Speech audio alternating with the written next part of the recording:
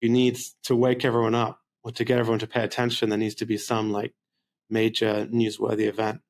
Reminds me a little bit of that. Also, the human cloning, or was there a human cloning issue? Remember, there was someone tried to clone a human in China, right? Wasn't it? Like there was like an it was some scientist who went rogue, and I think China arrested them. But human cloning is actually like I think completely banned internationally. Yeah, and it's completely possible too. So like, and I don't think it's necessarily even a bad idea. Like it's like something we probably should be. We probably should try. Well, apparently they do clone racehorses. Like that's a very common thing to do now, because these stallions. Are How do you know this, Immad?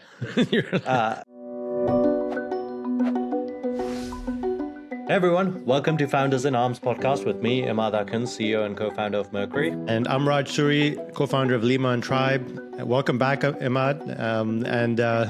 Today we have Richard Price, the co-founder and CEO of Academia.edu. He's an old friend of Immad and I. And we're going to have a great chat with him today about some of the newest developments in AI, about DeepSeek and his thoughts. He's been following this space very closely, and we're welcoming his thoughts on this whole, all these developments. Welcome, Richard. Hi, Raj. Hi, Immad. Thanks for having me. I'm looking forward to this. Richard's got a cool startup. Maybe give us like a quick one-sentence spew on it, Richard. Academia.edu is a platform for academics. Our mission is to accelerate the world's research. People use the platform to stay up to date. They have a news feed of all the latest papers that are coming out on a daily basis that are relevant to them. They can share their papers and broadcast them to the network, and you get like a sort of a citation boost actually by having papers on the network, just because you get more reach. And broadly, it's a big data sort of network of about 60 million full text papers that academics have uploaded that are all freely available. Yeah, one of the cool things is that academia has one of the biggest kind of repository of these papers. So there's lots of opportunity to apply AI to it. I know Richard's always showing us some cool thing he's working on. What in terms of kind of AI features around these papers, what have you already launched and can talk about? Yeah, one product we have out is called Academia Answers. And the way this works is you can type in a question and it'll search 100 million papers. So you might type in a question like, a simple yes/no question like, is climate change anthropogenic? Is it caused by humans? And you can then like divide the AI will analyze the 100 million peer-reviewed papers, and it'll segment papers into sort of yes and no buckets. So you'll get a pie chart back of how many papers are in the yes camp or the no camp. So it's a kind of a pulse check of what academic literature is saying. I think it'll be interesting to talk about DeepSeek a little bit, just because, I don't know, everyone's talking about it. And how did you kind of react to that, like both from someone who's interested in AI and also from like a business perspective? Like, how does this kind of change things for academia? Well, I think, I like Dario Amadei's article that came out yesterday on it. I thought he made a lot of good points. I mean, he sort of looked at the scaling curve, the sort of scaling laws. Dario is the CEO of Anthropic, right? Yeah, right. And he plotted out the sort of DeepSeek performance benchmarks on the scaling laws. And his analysis was that it's like roughly speaking predicted by the scaling laws in terms of where they landed on the benchmarks, maybe like a little bit below expectation. And obviously there's a huge amount of debate, like was it done on a shoestring budget of 5 million? Was it actually done with 50,000 kind of H100s or H800s or whatever it may be? I think it's at least interesting I would say that San Francisco has been the sort of center of, apart from maybe Paris and with Mistral, but feels like San Francisco has been a kind of real center of AI. And it's interesting to see other countries launch these, frontier models. But there's no reason why one country should be like the center of AI, right? AI has been around for so long. First of all, as a field, it's been around for a long time. It's been an academic field for a long time. I feel like there's a bit of like hubris by Americans by thinking like we own this field, Well, there's two factors here, right? Like America has been putting these sanctions on China for these chips for like 2-3 years, and like either they didn't need the chips, in which case like $1 trillion is being spent on nothing, or they did need the chips and the sanctions don't work at all, right? So like there is something kind of interesting there that like, okay, you know, our supposed kind of enforced kind of blackout on AI for China is not working, and I think that is like something. But I also think there's a narrative pushed by tech that like, you know, tech is essential because of AI and because we have this leadership position, and that's why everyone should like, you know, support tech, support, you know, Silicon Valley, you know, in general, like, you know, because of this,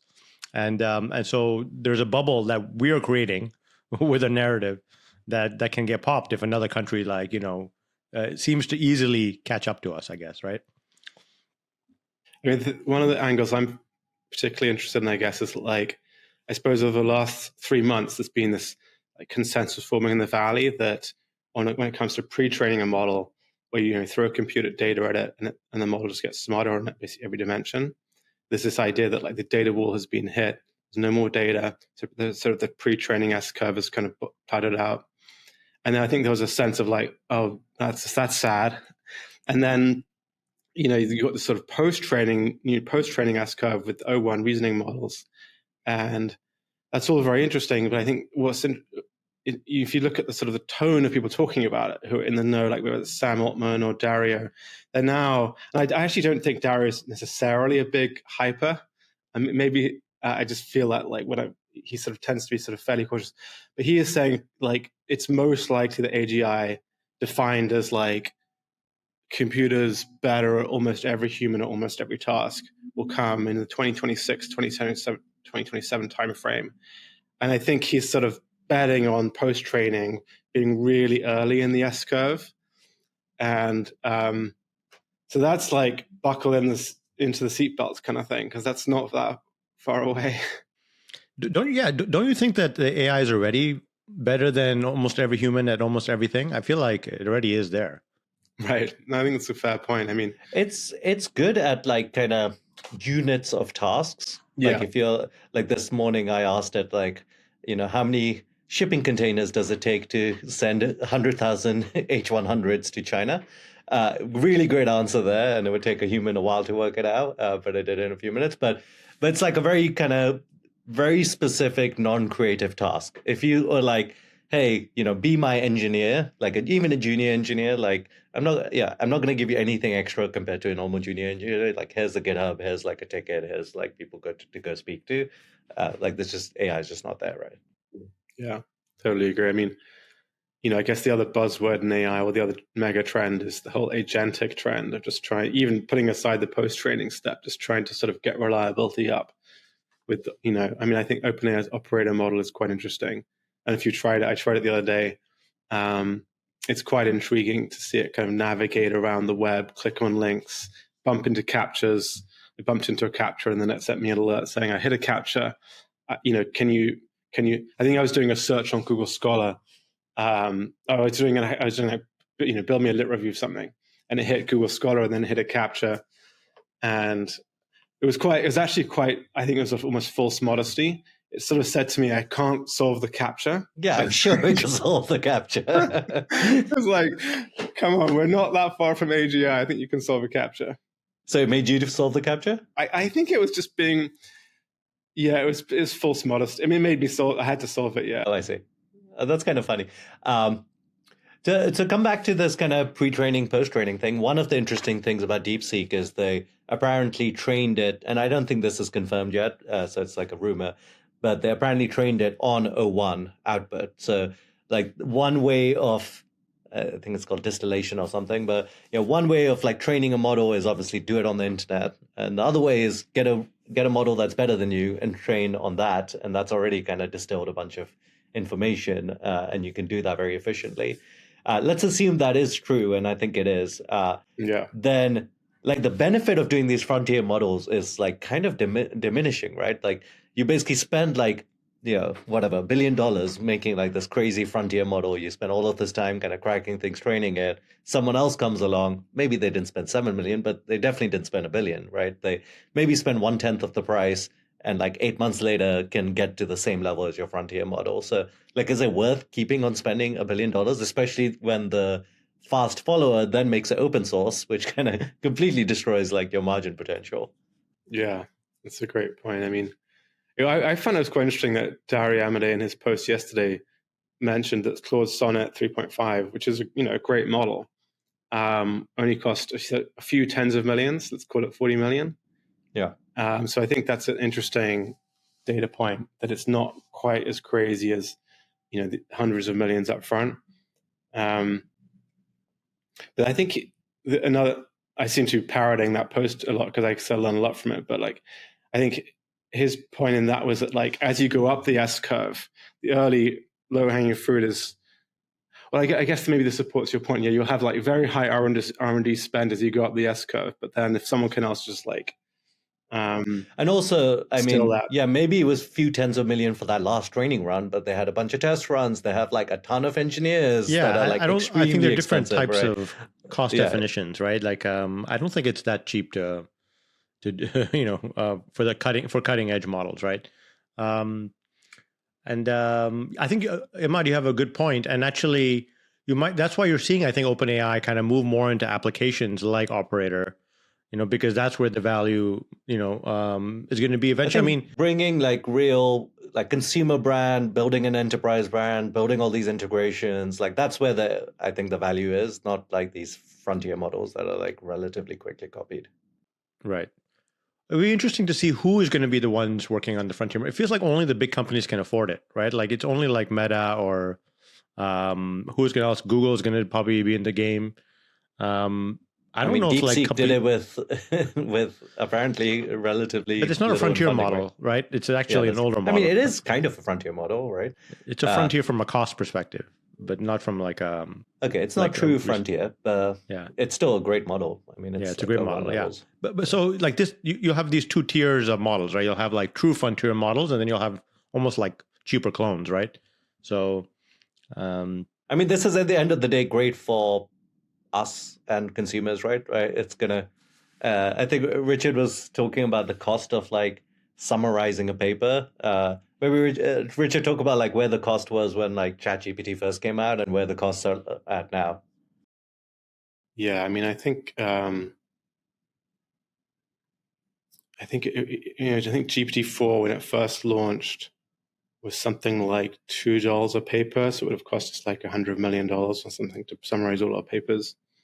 And then and now like GPT-4o mini is something on the order of like 5-7 cents or something, or 5 or 6 cents per paper. If you're running an open source model on like your own servers, is it like 10x cheaper than that? Weirdly enough, yeah, we looked at that, and it's actually not. 4o mini, it was when it came out in like July last year, it was such a breakthrough because I think 4o mini was the first time, or at least from our perspective, previous cheap models like GPT 3.5 Turbo or whatever was the previous cheap one. That wasn't good enough to do summarization, and GPT-4 was good enough, but way too expensive to operate at scale. So 4o mini was the first model that you could operate at scale with decent quality, and it was economical. So that was a sort of a breakthrough moment. But when we did the research, I mean, yeah, it turned out that like, doing Llama 3 on your own hardware, not that much cheaper.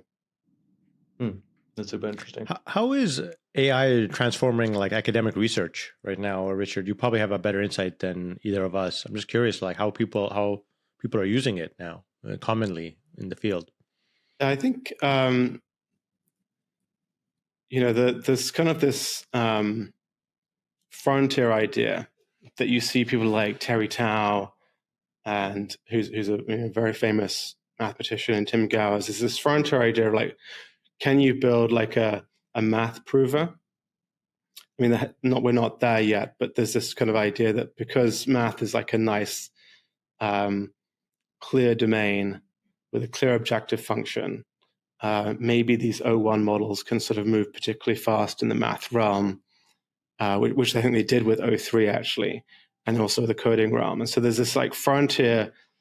There's this idea from sort of some world-class mathematicians that maybe, in the near term, for example, potentially in the next 18 months, you could build like a math prover that just proves like theorem after theorem. It just, you have sort of math foom, just like a sort of a fast takeoff when it comes to math theorem proving.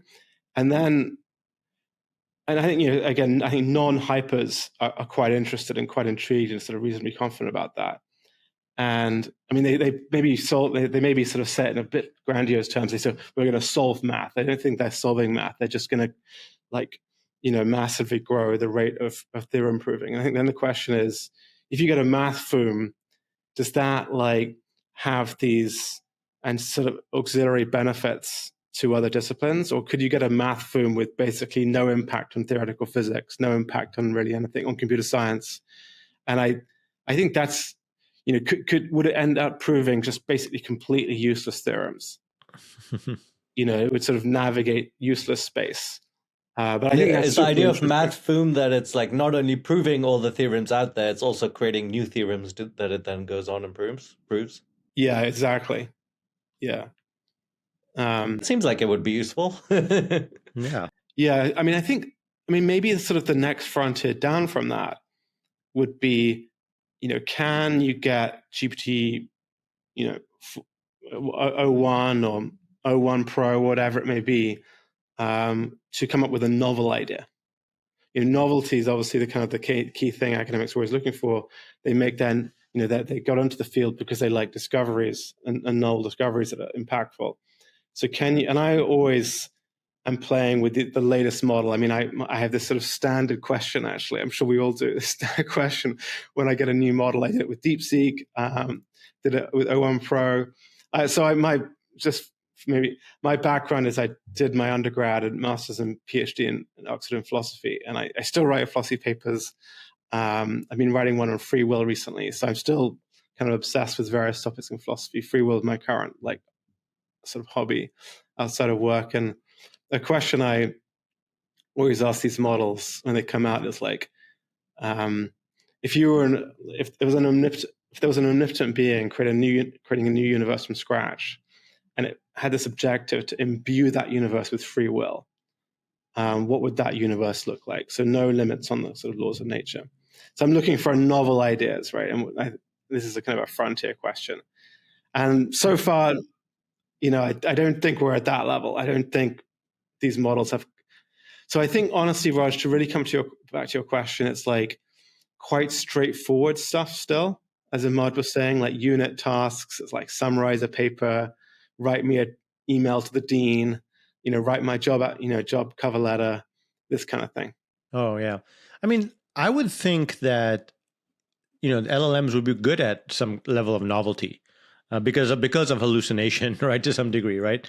And also they have just larger context windows than humans. So they can you can load up all the papers and come up with, you can maybe create some patterns that humans can't create because they can't. The problem though is when you're asking something that's at the frontier of a particular field, like in philosophy, no one has the answer to this. So no amount of understanding the current knowledge out there will get you a better understanding of free will in a new universe. I think one thing that models are probably good at is kind of polymathing across spaces. But I think Richard's question is not very easy to go pull something from biology that would help answer a free will question. Whereas maybe if you ask a biology question, it could pull something from physics or chemistry to help you come up with some novel hypothesis around it. I mean, I think it's a great question, actually, Immad. So our Academia Answers, which helps you do this sort of math scale literature review instead of segmenting papers into buckets at scale, that's a classic RAG application. So it starts out with a simple kind of vector search to sort of search through 100 million papers, and then it gets a short list of papers which you can then put into the context window, because context windows are really, really small, I don't know, 200K tokens or something. I mean, Gemini has a bit more. But if you think about I think a lot of these RAG applications are gated on old school keyword search in terms of the quality. So to come to your point, can you find an insight in biology, some sentiment in a sentence that would apply to physics? I think if you could put the whole of the academic literature into the context window with this incredible understanding of meaning, I think that's going to be a big unlock, because right now you're putting, vectors. You're just doing kind of vector lookup, which is fine, but a vector is still sort of understanding just like small fragments of a sentence at a time. Like University of California, Berkeley, it'll understand that that's a single concept, but it won't be able to sort of, obviously a vector can't get the kind of the... But what if you kind of trained a model on the papers, right? Like, so you put all of the papers in like a pre-training rather than kind of doing a RAG lookup at the end? Yeah, I mean, first I think a lot of papers are in the pre-training and textbooks and so on. But I think, when you actually ask a question to it, like, how can you make a mouse live, 2 years longer? And you're hunting for novel ideas. Actually, there was something called, I think it was called Galactica. Meta released something like you were describing, Immad. It was Jan LeCun's initiative. And they released it, I think it was like 18 months ago. And because they didn't have enough safety guardrails in place, it was supposed to be a kind of chat with the academic literature. They didn't have enough safety guardrails in place. They got a lot of negative blowback. They took it down literally 3 days later. It was a sort of big company, don't like the blowback, take it down approach. Because of IP infringement, or was it answering like unsafe questions? I think it was like unsafe stuff, yeah. Oh, really? And it was being silly, and but even talking about unsafe stuff, this is just an amusing anecdote. I asked DeepSeek how to make a bomb, and it's so funny to see it reason, because it goes through all of these different ways of like, oh yeah, you could make a pipe bomb and blah blah blah, and then at the end, after it's finished all this reasoning, it's like, sorry, I can't tell you how to make a bomb. And that was like hilarious. But then I asked it like all the ways you could end humanity, and then it actually gave me a full answer to that. Okay. So making a bomb was too far, but ending humanity, ending humans is okay, yeah. Or ending humans. Actually, Raj, I think coming back to your point about geopolitics here, like I think a really interesting question is when you have frontier models in many different countries, and you have ethics teams embedded in each unit, it'll be interesting to see just what ethics they imbue into the model. Like every country will have its own approach. Yeah, for sure.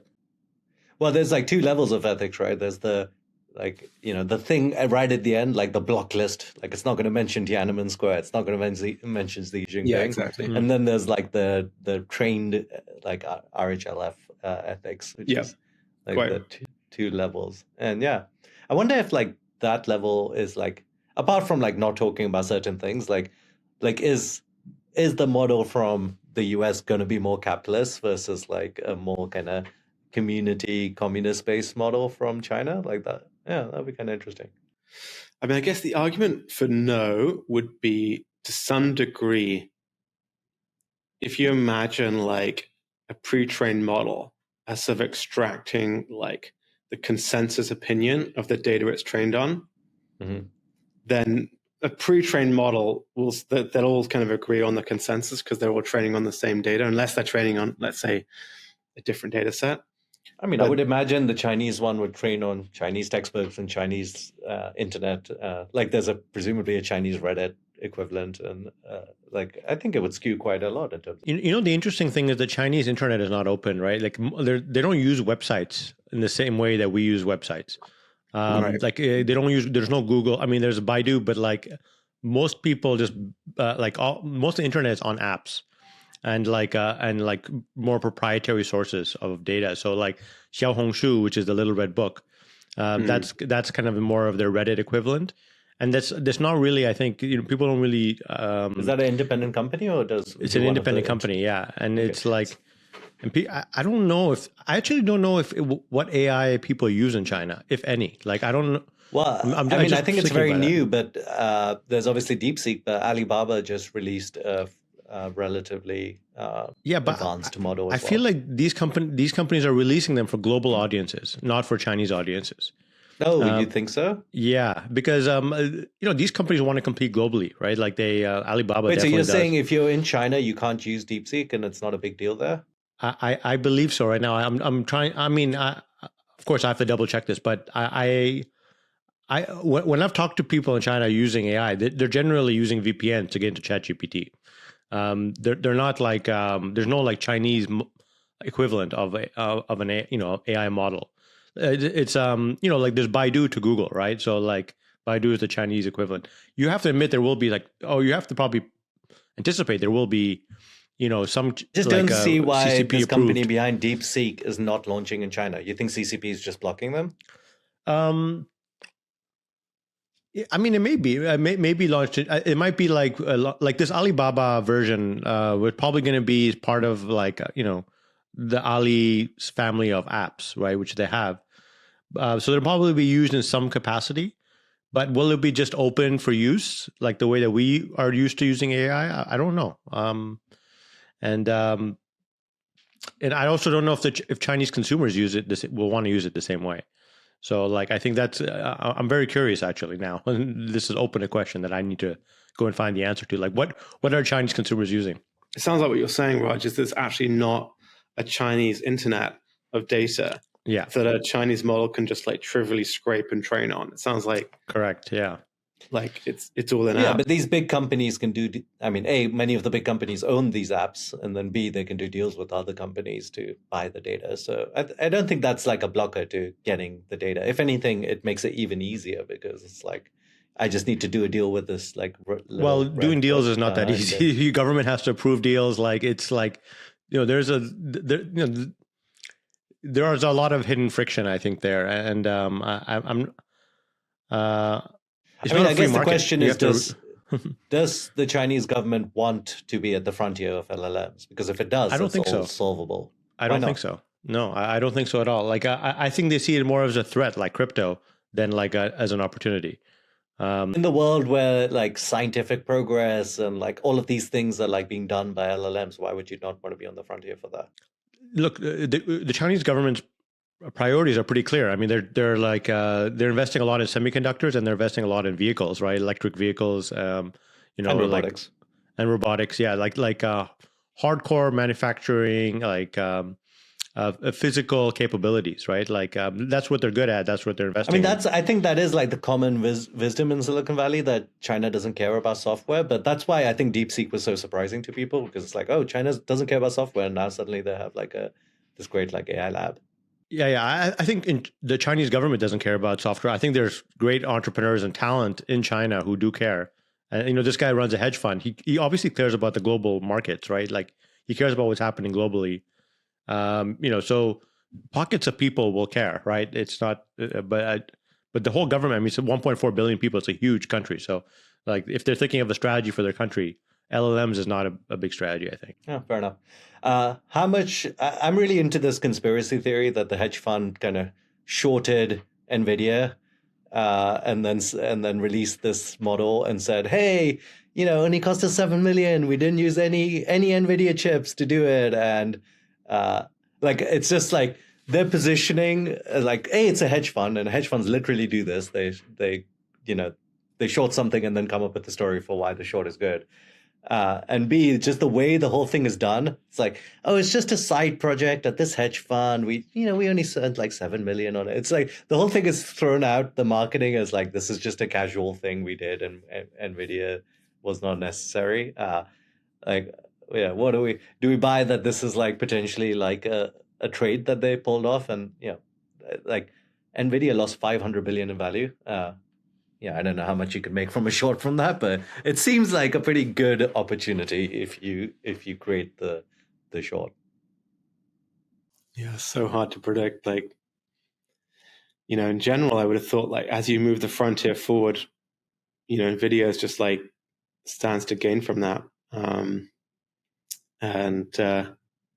Well, NVIDIA doesn't have as big an advantage in inference. So NVIDIA's whole thing is like, if you want to have 100,000 interconnected GPUs for training, you have to use NVIDIA and CUDA and all that. But for inference, there's tons of alternatives to NVIDIA that like are potentially even better. Like Google has TPUs, Yeah. Amazon has something, etc. Yeah. So I think, I think the idea here is that training was so easy that like you don't even need NVIDIA to do it. Yeah. This is such a fascinating question, because the other question that comes out of this is like, have we hit a data wall? Because, the kind of the math foom and the coding foom kind of thesis is that you can actually get really high quality synthetic data out of these models, which then goes into training the next models. So yes, you're using tons of inference to create synthetic data, vast amounts of it, and then you have this massive pre-training run on 10x, 100x, a million x more math data than you had before. And I mean, I find the whole synthetic data conversation so interesting, but I think that's for me where it's sort of crystallized at the moment, is that like maybe synthetic data is credible, maybe it works, maybe it's an S-curve just in these dedicated realms of like where there's a good objective function where you can actually verify, does this synthetic data that I just got out, is it correct? Is it a gold, does it meet the bar?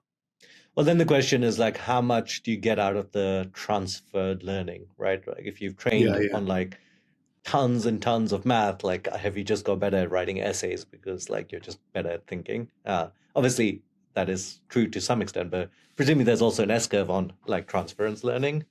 Or like at some point, like you just get better at math.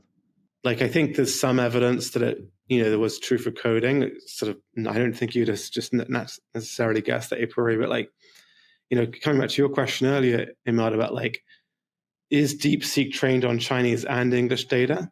And is there transference between, Chinese language and, and the English training set? How far can you push this like transference idea?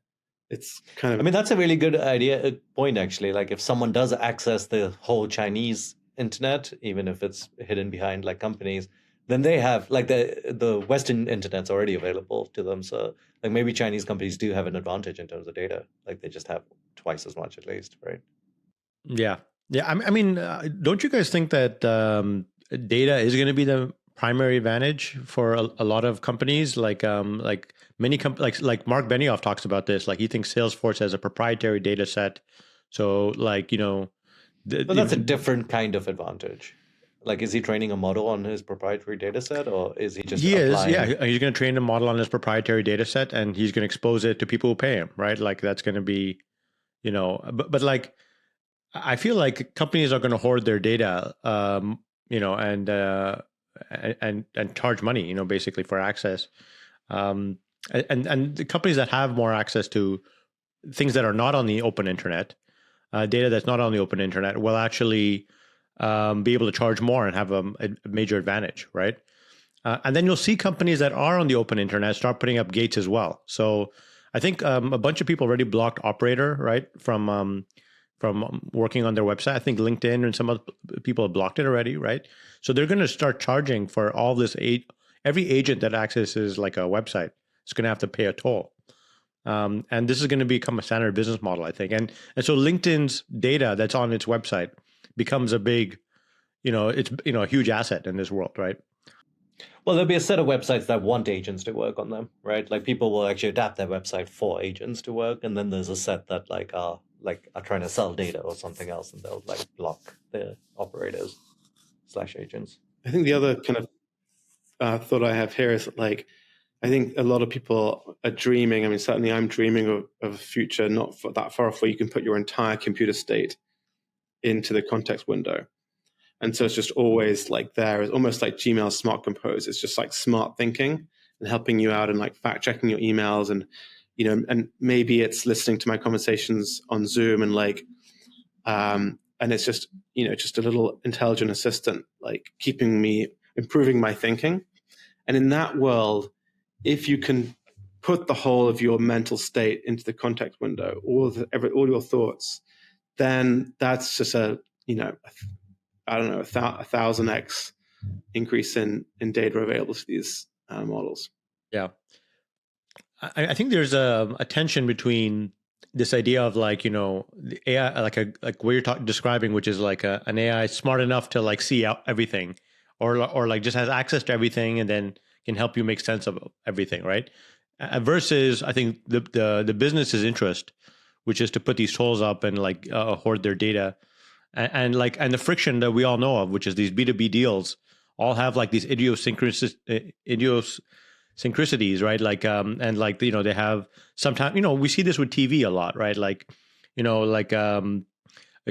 watching a movie on Netflix and then it disappears from Netflix and now it's on some other channel and you're like, which channel did it go to? And you're searching for that, right? Like this is going to happen, I think, in the world of AI too, but it's like just based on the deals that are happening between companies, like your workflows may change, like you might not be able to book flights anymore because like United stopped doing a deal with this agent, right? Claude has an agent that like takes over your computer, but I don't see how like United can tell whether I'm clicking the things on my browser or whether Claude is clicking the thing on my browser, right? So maybe you just I think maybe agents. Locally on your laptop it might be less friction, but on the open internet it might be more friction, Yeah, the way the OpenAI's operator works is they actually like bring up a VM where they're running the browser. So in that case, like you can block it. The things running on your computer would be harder to block, right? Interesting. So it's like emulating your like as if it's a human using your browser. Yeah. So I think my prediction might be something like the following: that the data wall has been hit.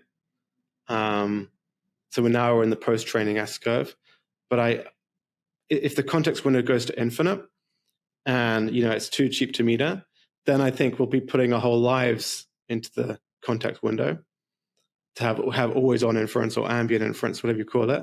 And then suddenly there's a new S-curve for data because it's like, whoa, everything's now available to the models. But not all data is made the same, right? I think one of the things that DeepSeek showed that like if you can get data out of O1, you get like very high quality data. I just wonder, like, Tesla has like I drive my Tesla and it's got like 6 cameras and there's like, I can't imagine if they were downloading all that data to Tesla servers, like it would be like gigabytes per hour or something. Maybe terabytes per day or something. But I just can't imagine that data is like that useful. It's like, okay, you saw a red light. This is what you did, right? There's only so much use you get out of data. Maybe you kind of doing Zoom calls, like maybe that's actually like pretty powerful data because that's like now you've got human interactions and like you as a CEO are like making all these like complex strategic decisions and like that's actually got like a lot of intelligence embedded. But it's interesting, maybe certain humans like what they do on their computer is just more valuable than like other people just playing video games on their computer or something. Actually, here's a crazy example of transference that's like wild, like multimodal transference. So I read that, I think it was from Andre Karpathy, maybe. I think he was the one who sort of reported on this. Like, so if you take a full self-driving model like Tesla's, it's sort of mostly trained on just like sort of the video feeds. And then I think they added in an LLM, just a language model, and they saw like a big increase in like FSD performance. And I think the thinking, right, is if the video feed sees a person walking down the street or coming out of a store, the video doesn't necessarily know what this person is and what they're going to do next, but the LLM sort of knows what people do on the streets. They usually carry on walking, or if they're going to a store, they're probably going to try and buy something, or if they're coming out of a store, they might turn left or right, or whatever. And so the LLM sort of embodies certain predictions about how humans operate or bicyclists operate. And it just turned out that when you threw in the LLM into a video model, it actually improved the full self-driving. So it's fascinating transference. Yeah, that's super interesting. Wonder how you even convert an LLM into like the car model. I guess they figured it out, but that's cool. Yeah, I wonder if you get stuff in reverse as well, like you train on all of like this kind of video data, and then you somehow like put that into the kind of language space, and it becomes better at like language and making up stories or something like that. Yeah, quite. So where do you guys think like like the companies, the American companies go from here? Like do you think there's going to be an all-out race to like build AI applications? Like, do you think they're going to like just like take the best ideas out of YC and like, kind of build them and like, develop sales teams and, versus continue, maybe like the almost the models are like almost like a loss leader, to show that they're still innovating on like the next gen models, but actually they're using, some of that. They really think they're going to monetize with the applications. You could certainly I see. think there's like these Yeah. two conflicting ideas that at least OpenAI has to kind of run them both in parallel. One idea is we're trying to build a business, like we have to build applications that can make money. And obviously they're doing that with like ChatGPT and OpenAI Enterprise and like all these things. And then the second idea is they're trying to build AGI and they can't lose the AGI race, right? And that is like, in some ways a conflict because like the applications don't get you any closer to AGI in general. But I guess they'll help you fund the AGI. But I really do think most of these US companies, at least Anthropic and OpenAI, really, really believe in AGI and want to get there first. So I think they will forever like actually prioritize that over application building. Fair enough. What do you think, Richard? I mean, I completely agree with what you just said. I mean, I think that's what they call the singularity. It's this idea that like once you got the AGIs that are better at almost every human every task. And I think Anthropic, I think you told me this actually, Immad, that like they define it internally as like, can a computer do the work of an AI researcher? And that would be, the fruits of that would be a better model, which would be, sort of potentially kind of self-bootstrapping model to, and then you're in the kind of slow takeoff, fast takeoff kind of crazy world. I think the other interesting point on this is what James Currier tweeted about the other day, which is after DeepSeek, he was like, and it's the same point as you just made earlier about distillation. It's like, there's no real advantage in the models.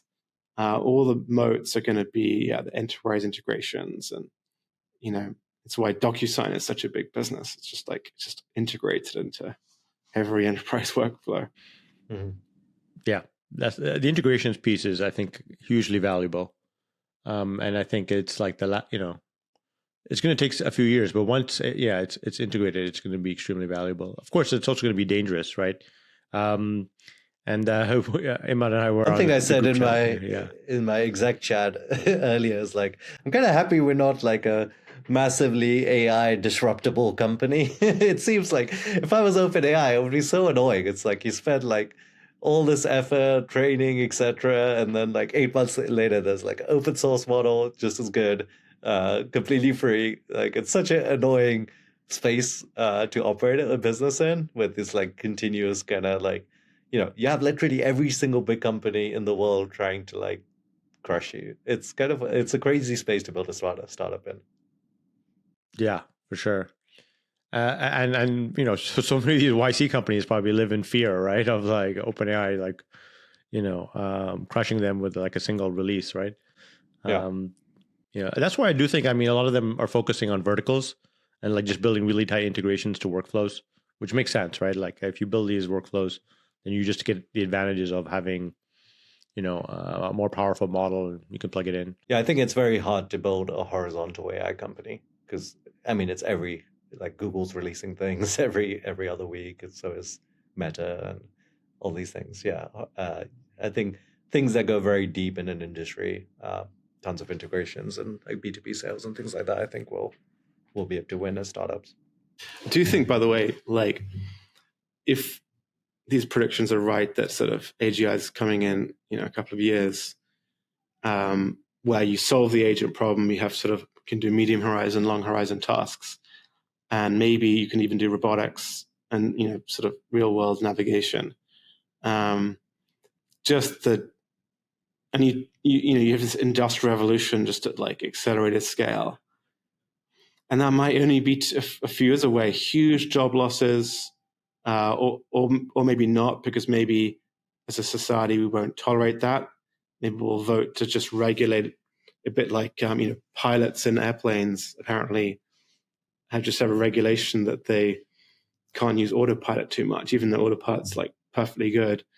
And radiologists have regulations that they've kept their jobs despite image recognition being pretty good for many years. And so there's either that future where we just no, we're just going to regulate ourselves to keep the jobs, or we're going to have massive job loss and dislocation and welfare programs and huge civil unrest, I think, as we navigate it.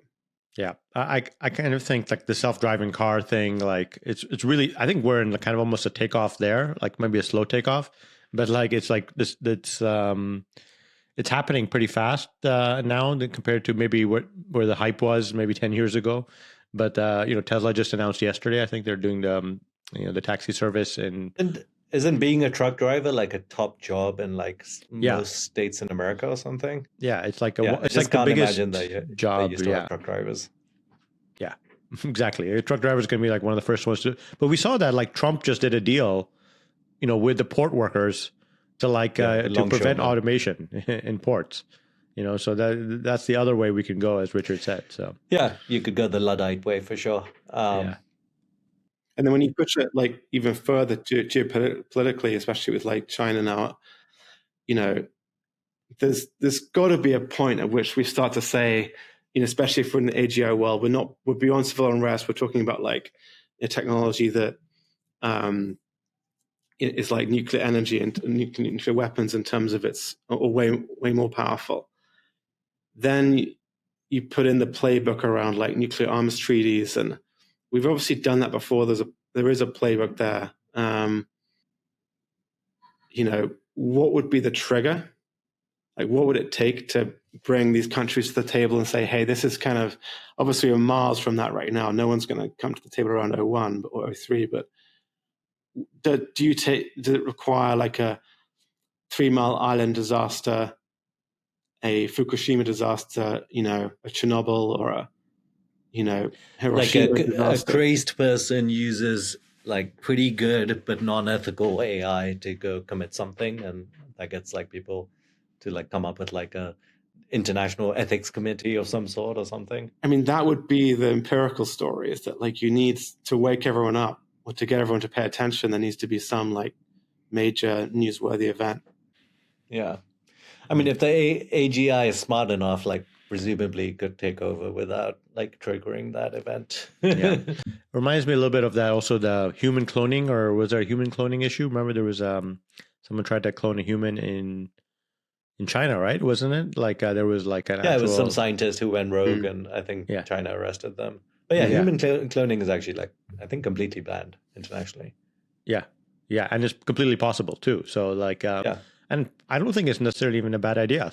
It's something we probably should be, we probably should try. But apparently they do clone racehorses. That's a very common thing to do now. Really? Because these stallions are. How do you know this, Immad? I think cloning is really interesting. No, this is look it up. Racehorses cloning is not a big deal. I just didn't know you were a racehorse guy. But yeah, I guess human cloning has too many ethics questions that people don't want to even think about. Yeah, and also the upside is not insane. I mean, but the upside from AGI, ASI, I think my money would probably be that we're not going to be like radiology and pilots, where we regulate ourselves to not do it, because the fruits are too crazy. We just won't. We won't want to sort of keep ourselves back, and there'll just be this tremendous economic, or just I mean, the other crazy thing is you can run DeepSeek R1 on a laptop, right? It's hard to regulate that. This isn't stuff that requires. Once you've got the model, you can run it on very small things. Yeah, but you can regulate the interfaces though. You can regulate where it integrates to, and for example, you don't connect. You can't connect an AI to the nuclear weapon system, right? Yeah. Well, you could also regulate industries and say, hey, no doctors allowed, like you have to have a human doctor present to get a diagnosis and get a prescription. You can't just have an AI like diagnose and prescribe. Yeah. And that, I think a lot of that will happen for like quite a long time. It kind of like there's a good like John Galt type moment here where like maybe some country just goes like, hey, we want all of the AGI and we will deregulate everything and get the benefit out of like 100% of it, and like somehow that's like enough for it to like kind of leapfrog kind of the US and China that are like worried about jobs and things like that. Yeah, I mean that's what we hope. I mean that's what happened with drones, to be honest, right? Like drones is like different countries did different things, and like we've seen just like this emergent use of drones in warfare, which is going to affect how everyone thinks about drones, right? So I think it's going to be the same with AI. Like you know, people will use it in all sorts of different ways, and eventually some uses will reach salience and usefulness that everyone's going to want to use it. My bet, by the way, is that like we will all migrate on. You know, there'll be early adopters, but people will migrate their minds to the Silicon frontier. There'll be the first wave of sort of immigrants to that world, the transhuman immigration story. There'll be the kind of middle adopters, the late adopters. There'll be some who never move, but I think that will be, and maybe Neuralink will be the kind of the bandwidth hookup where we transfer our minds over to silicon substrate. Wow, I mean that would be fun, and maybe in our lifetime, yeah, that would be really exciting. Uploading your brain, right, or some type of thing, or uploading your consciousness to this. What do they call it? You call it Silicon Frontier? Well, yeah, silicon substrate. But I think of it as an immigration story fundamentally, like a brave new world. There'll be the early adopters who do crazy stuff, take huge risks for a better life as they see it. Funny, there's so many elements of this AI stuff is like religion. It's like now we've got immortality thrown in. It's like there's like the catastrophe side of it, like that we're gonna reach some sort of singularity and like humanity's doomed, and then we have immortality on the other side of it, like just a full-on AI religion. Thank you so much, Richard, for joining. This was a blast, and we hope to have you back soon. It was a ton of fun. Thanks for having me.